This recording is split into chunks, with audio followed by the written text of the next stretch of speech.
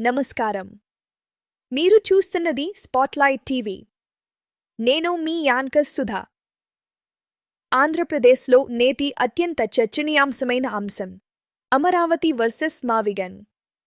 ఆంధ్రప్రదేశ్ రాజధాని భవిష్యత్తుపై రాజకీయ పోరు రోజురోజుకి మరింత వేడెక్కుతోంది.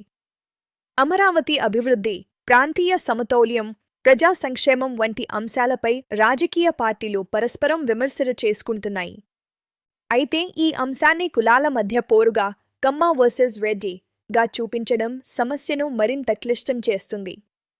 అసలు ప్రశ్న రాజధాని ఎక్కడ అన్నది కాదు. ప్రజలకు ఉద్యోగాలు, మౌలిక వసతులు, పెట్టుబడులు, అభివృద్ధి ఎలా అందాలి అన్నదే ముఖ్యమైనది. చంద్రబాబు నాయుడు అమరావతిని రాష్ట్ర అభివృద్ధికి కేంద్రబిందువుగా తీర్చిదిద్దాలని చెబుతుండగా, జగన్ మోహన్ రెడ్డి వికేంద్రీకరణ, అన్ని ప్రాంతాలకు సమాన అభివృద్ధి అనే వాదనను ముందుకు తెచ్చారు. ఈ రెండు వైపుల రాజకీయ వాదనల మధ్య సాధారణ ప్రజలు మాత్రం అయోమయంలో ఉన్నారు. రైతులు భూముల భవిష్యత్తుపై ఆందోళన చెందుతుండగా, యువత ఉద్యోగాల కోసం ఎదురుచూస్తున్నారు.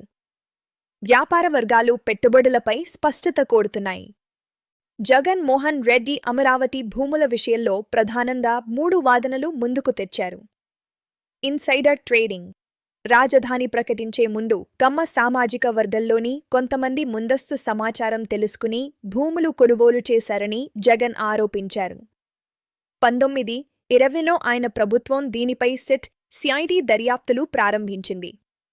రైతుల భూములపై ఒత్తిడి. భూసేకరణ, ల్యాండ్ పూలింగ్ సమయంలో చిన్న రైతులు, అసైన్ భూముల యజమానులు నష్టపోయారని, పెద్ద రియల్ ఎస్టేట్ ప్రయోజనాలు దాగి ఉన్నాయని ఆయన వాదించారు. వైఎస్ఆర్సీపీ నాయకులు అమరావతి ప్రజల రాజధాని కంటే రియల్ ఎస్టేట్ ప్రాజెక్ట్లా మారిందని ఆరోపించారు.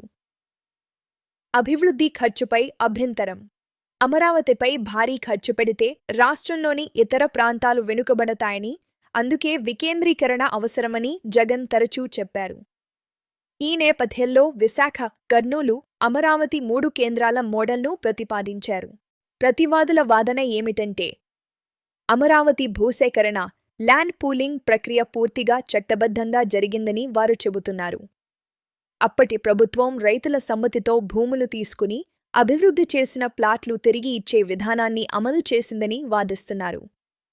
చంద్రబాబు నాయుడు మరియు ఆయన పార్టీ నాయకుల వాదన ప్రకారం అమరావతిని ప్రపంచ స్థాయి రాజధానిగా అభివృద్ధి చేయాలనే ఉద్దేశంతో ప్రణాళికలు రూపొందించారని, ఇందులో ఎలాంటి అక్రమాలు లేవని చెబుతున్నారు. భూముల కొనుగోళ్లపై వచ్చిన ఇన్సైడర్ ట్రేడింగ్ ఆరోపణలు రాజకీయ ప్రేరేపితమని వారు పేర్కొన్నారు. అలాగే భూములు ఇచ్చిన చాలామంది రైతులు రాజధాని ప్రాజెక్టు వల్ల తమ భూముల విలువ పెరుగుతుందని ఆశించి స్వచ్ఛందంగా ల్యాండ్ పూలింగ్లో పాల్గొన్నారని ప్రతివాదులు చెబుతున్నారు. అమరావతి పనులు నిలిపివేయడం వల్లే రాష్ట్రానికి పెట్టుబడులు తగ్గాయని, అభివృద్ధి ఆలస్యమైందని వారు విమర్శిస్తున్నారు. జగన్ మోహన్ రెడ్డి మావిగన్, మచిలీపట్నం, విజయవాడ, గుంటూరు ప్రతిపాదనపై తన ముగింపు వాదనలో, మేము అమరావతికి వ్యతిరేకం కాదు, కానీ ఒకే ప్రాంతంపై భారీ అప్పులతో అభివృద్ధికి వ్యతిరేకం అని చెప్పారు. ఆయన దృష్టిలో మావిగన్ ఒక ప్లాన్ బి, 110 కిలోమీటర్లు పట్టణ కారిడార్గా అభివృద్ధి చేసే పరిశ్రమలు, రవాణా, ఉద్యోగాలు, పెట్టుబడులు సమతుల్యంగా పెరుగుతాయని వాదించారు.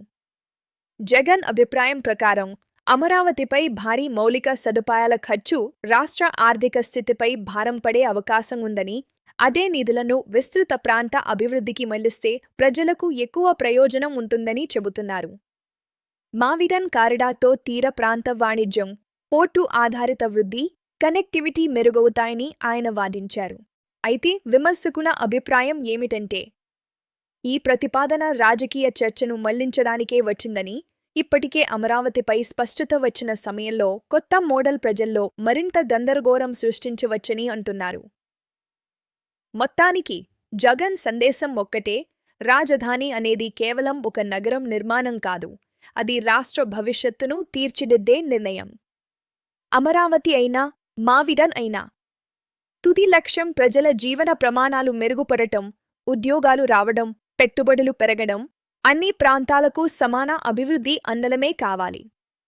రాజకీయ వాదనలో ఆరోపణలు ఎంత ఉన్నా ప్రజలకు కావలసింది స్పష్టత, స్థిరత్వం, అభివృద్ధి.